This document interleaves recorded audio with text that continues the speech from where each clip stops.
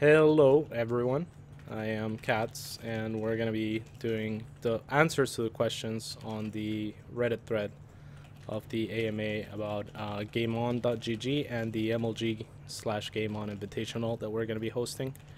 So I made a Reddit thread, there were a few questions there, I'm going to answer them.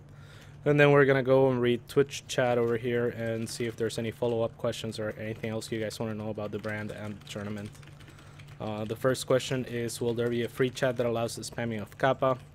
And the answer is yes and no. As far as I'm concerned, there will be a free chat, but for obvious reasons, the player that we're going to be using for this event, as it is an MLG event, is MLG.tv.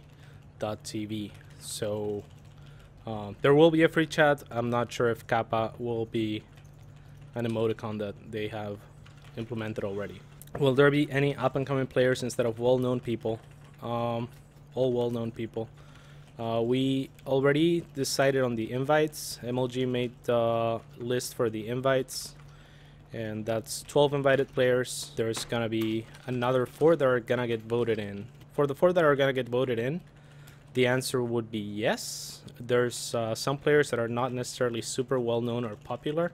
Now, for those players to make it into the tournament, I guess they'll have to be doing a little bit of a heavy campaign, because obviously people favor already established players or UN personalities perhaps. I will let you guys know who I voted for and whatnot once the voting is live, and that's gonna be on the 13th. The list that we made is a pretty balanced list. I think it's up to 16 players that can be voted in. That's a mix of personalities and very good players. We've heard a lot about the GameOn Invitational that MLG is involved with, but we haven't really been introduced to GameOn. Can you please give us an introduction to it? GameOn is a plan that we've had for a long time. If you ever saw our Root jerseys at a live event, it had a GameOn logo on it. Not this exact logo, because I designed this one from scratch, but we had a GameOn logo back then. And the reason is we always wanted to launch this brand as a brand that's not necessarily tied with Root. Sure, it has a lot of the same components. It's obviously gonna be partly my brand to some extent. The reason it can't or it shouldn't, and from my point of view, be a Root brand is because we want to try and remain impartial. We want to try and remain a brand that other teams and various tournament hosting can go to. So, for example, this event, MLG, we're the ones that provided with the player list, as opposed to GameOn picking the player list. We had some input, but try and remain impartial. Otherwise, you would have 8 Root players, and that wouldn't be good for anyone. Same goes for sponsors of events. If it was a Root brand, Root is already associated with various types of sponsors and sponsorships. We don't want to alienate or cut off other people that may have different sponsors and may have to have those sponsors promoted on their event. Same goes for players, not players, but rather the Twitch player or the MLG player in this case. We want to be able to use both, and so just to avoid conflict on a bunch of fronts, we would rather keep GameOn as a separate brand. This is not to say that GameOn will have its own sponsors, or to say that GameOn won't share some of the same sponsors that Root has. And the reason for that is obvious. We have 2 brands to sell, and some people may be interested in one or the other or both. So that's always an option in the future. Now to go into what GameOn is about, I suppose. If you head on over to GameOn.gg, this is what will pop up. Actually, myself and Mike Dean, the same person that designed the Root website, or programmed the Root website, designed this website. I did all of the graphics for it. I designed the logo. Here I wanted to go for a unique feel on the website, and one that's kind of simplistic. I don't want stuff flying all over the place. I just wanted to make it simple for people to come in and get what they want from the website. We're gonna have a navigation button. The website is basically GameOn. What GameOn basically is online tournament and event hosting. So if any tournaments, say, we're going to be working pretty closely with MLG for starters. I should say that we're an official MLG partner. So This is the first event that we're working on with them. If it goes well, hopefully we can help them. Myself and Destiny are pretty involved in the process of helping MLG decide on certain things and where they want to go with online portion of things leading up to live events like MLG Anaheim, where StarCraft will be making a comeback. Basically, it's online tournament hosting. We are buddies with MLG, but that doesn't mean that we won't be working with other tournaments in the future. Say if DreamHack wanted to run qualifiers through us, we'd be happy to do that, or any other sort of large tournament, hopefully Red Bull, other teams. I spoke to Team Liquid, for example, to see if we could bring back some of the TL Open thing that they used to do. Simply because they don't do it anymore. So I proposed to them, hey, maybe we can do it for you. And, we'll give you the stats, we'll give you whatever reports you need, and we'll just run it on GameOn. So possibilities like that are pretty open. We want to grow the brand as much as possible and make it as impartial as possible and avoid as much conflict with everyone as possible. The difference with, I guess, GameOn and say community streams in general is GameOn is for the time being just devoted to tournament hosting, but we might implement some shows or stuff like that as the brand grows. But the main difference is I think that we will try to run only one tournament at a time on GameOn and be as organized as possible on the site so that people get a lot of the things that you don't usually get from tournaments right away. And we see a lot of complaints on Reddit or Team Liquid, like where's the replays or where's the VODs for this event. And the idea of GameOn is that you can come to a website and just download everything as soon as possible, and everything's organized and easy to find. So since we're gonna be running one event at a time, the website's always pretty much gonna be just about that one event, and you'll have options here on the website to go to certain areas and explore that one event. So it's basically gonna be a website as if it was a website made for the event, as you can see here. This is the front page for the GameOn MLG StarCraft 2 Invitational, and the way the website works, because I thought this was cool.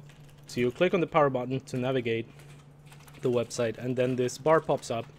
Obviously, from a design perspective, there's I guess a small issue in the sense that you have to do one extra click, so it's not the most efficient way to do it, but I think it's a really cool way to do it, and I think it has positive things about it as well. Like, for example, you see everything that you need to see here and nothing but what you need to see about the tournament that we're running, and it's pretty big, clear, and easy to navigate once you click on the power button.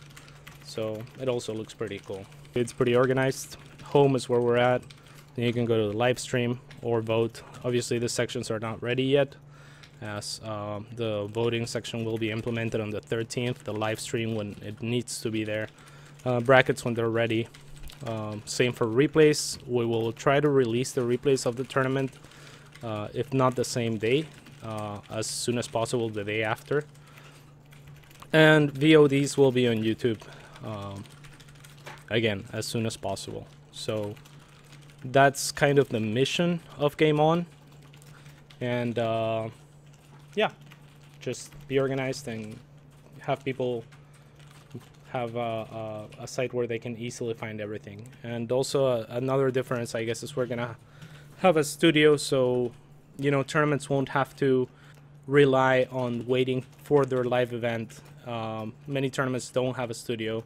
They build infrastructure for like a live event, but before that they just outsource as far as qualifiers goes and things like that to community casters and such. It's not related directly to Root. Is that why Destiny is able to contribute while not making the Root sponsors butthurt?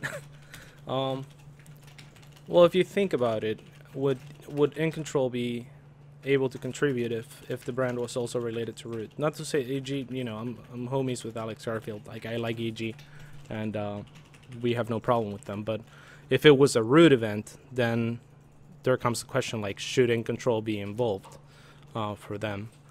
And yeah, sure, the same goes for Destiny. He's gonna have different sponsors and such. So yeah, this pretty much avoids conflict. They can be associated with our brand without necessarily promoting other sponsors on their own. How did you get involved with MLG? Did you go to them and pitch the idea, or did they contact you? They contacted me.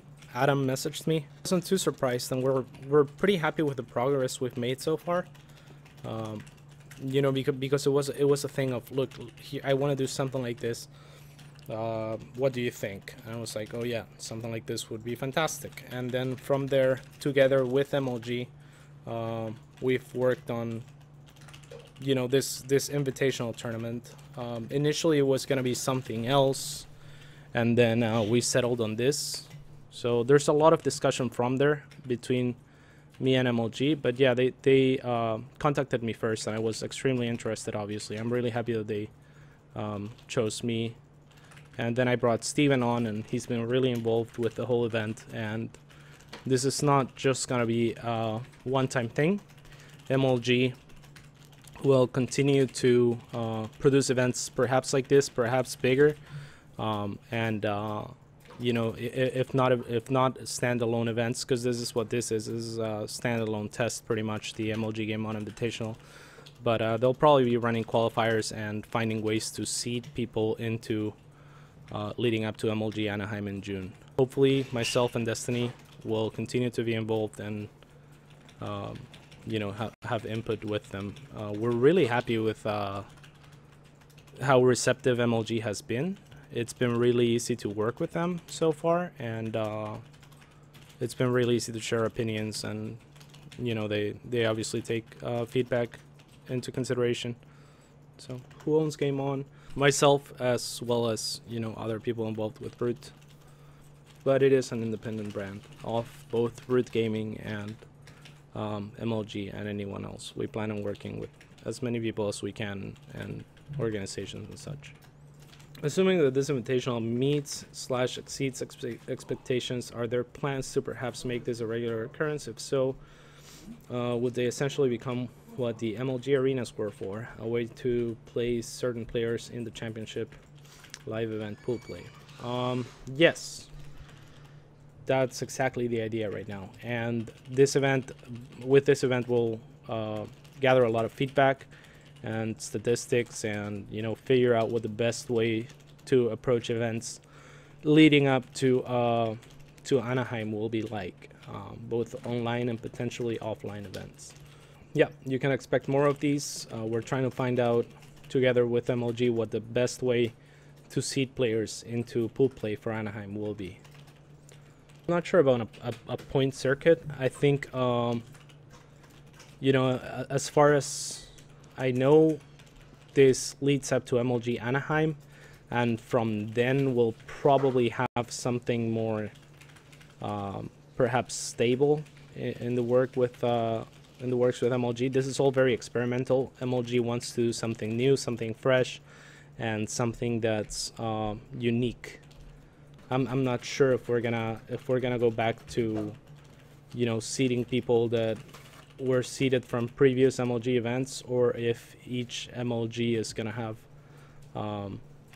sort of like this sort of thing that we're still figuring out what it's gonna be, leading to an event, and that's where your pool players for pool play is gonna come from.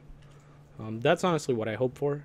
I didn't like it too much when, you know, it was just, you were just awarded points on MLG, and people who were in pool play were already guaranteed a pretty large amount of points. So I mean, that all we're gonna talk to MLG and such. So you know, if you don't follow Adam on Twitter from MLG, you should. It's her Adam AP on Twitter. So if you follow him, you follow me, you follow Destiny. Obviously Adam's gonna carry the most weight there when it comes to format, but you can always suggest things to him, and I think he'll appreciate that and look into that feedback. Same goes for Reddit threads. Be active on those. Express your opinions, and if they're good, they'll probably get upvoted, and if they get upvoted, we'll probably look into them. With MLG promoting the NA scene and WCS being set up, A little better for NA players this year. Do you think it's enough for the NA region to begin to grow? And if so, how long do you think it will be before the NA region will begin to close the gap between EU and Korea? I'll address the question from the end, I guess. I have no idea how long it would take to close the gap between EU and Korea. At the highest level of play, I don't think we're far away from say EU. I think EU has a much deeper pool of players and a few more players on the highest level that are able to compete with the very best, where, you know, in NA we have only a very select few that can potentially compete with the very best. I think that this is great. This is great for the NA scene. It starts to create infrastructure. I saw Naniwa tweet earlier, and he was like, you know, like, don't worry, MLG can be only NA only, but we have SOTAC. He was obviously being sarcastic about it, like SOTAC for $50, which is, you know, EU only or whatever. So, but the European scene realistically has had a lot more to work for in the past, not just in terms of live events, but also online events. And the live events, even though have been, you know, they have traditionally accepted not just Europeans but also Koreans, it's always been like an 80-20 ratio, where in NA at MLG, you know, at times we've had like, you know, half the rosters for every KESPA team and shit like that, or half ESF, and same goes for WCS. There was a lot more high-tier Koreans in WCS America than there was in EU. In EU, there was a very select few. This is a great opportunity for NA. Whether there are or aren't Koreans allowed in the open bracket and Europeans, I think that it will be good as long as the open bracket doesn't seed in too many people. Because, again, I don't think that if there's a ratio of 80-20, I think that's still something to work for NA players in particular.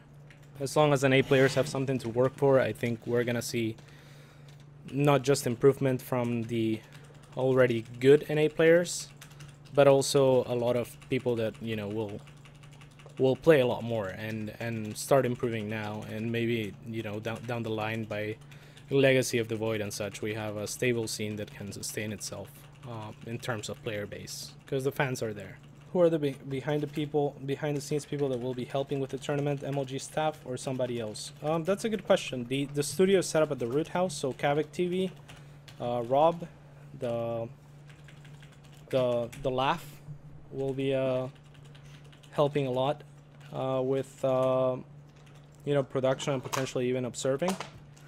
But MLG is pretty involved with this tournament, so they didn't just say, okay, here, go ahead and host this tournament, and we'll just watch how you do. They've been really involved. They actually designed the did you just laugh? Okay, they actually designed the logo for the invitational, and yeah, I mean, they obviously, the player list, they send the invites to the players.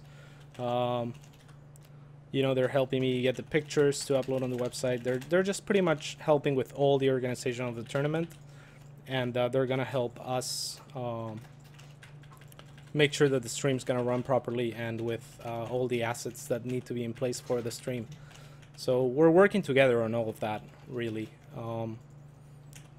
When the live event starts, I guess the ball is thrown to us almost on all fronts, but there will be MLG people monitoring and trying to help out as much as possible. So it's a joint effort between GameOn and MLG. How will the pool of players eligible to be voted in be decided? By voting. Is that the right answer to that question? How will the pool of players... Oh, no. The pool of players eligible to be voted in was already decided. We've already sent invitations to the thing to be invited to the voting. So, yeah, we try to think of everyone, not leave anyone out of the voting. So, it's a good mix of really strong players that that didn't make the 12-player cut. For example, I know for a fact that Massa is gonna be one of my favorites that's in the vote from Root. He's a really strong player, but wasn't invited. And again, like MLG sent out the invite, so I couldn't do too much. And obviously, I have a strong bias for my own players, so I didn't want to push the issue too much. But then we also have Maximus Black in the voting, so it's not alone determined by player skill, but we try to get all the personalities and people from North America that the community might want to see in that tournament. And it's up to the community to decide if they want, you know, the best players to make it in, or, you know, the personalities that they perhaps don't see that often in tournaments, or a mixture of both. So I think the way the voting system is gonna work is we're gonna be listing 16 players, and then each person will get their pick of 4 players, and then you know, the 4 players with the most votes at the end of that will get in. The voting starts January 13th, so do check GameOn.gg for that. All you gotta do is go here and vote, and it will be there. So you would click on it. If I click on it, nothing happens because the page is not ready yet, or not up yet rather. I talk about the 12 invited players. The 12 invited players were already decided. It's a pretty good pool of players. It was the top 8 seats in WCS and 4 extra invites aside from that. Will the VODs be available on YouTube or just Twitch? Twitch VODs don't work on mobile. Actually, this event is hosted on MLG's video player, so they would probably be on the MLG website, but they'll definitely be on YouTube. So this VOD thing here will send you to GameOn's YouTube, and the VODs will be uploaded there. What about Polt and Violet? Not for this event, but we're still discussing maybe a residency requirement, or just living in the US might be enough for future events, or, you know, MLG Anaheim or the open bracket. Everything's still to be determined there, and that's obviously going to be MLG's decision over everyone else. They want to build the NA fan base and whatnot as much as possible.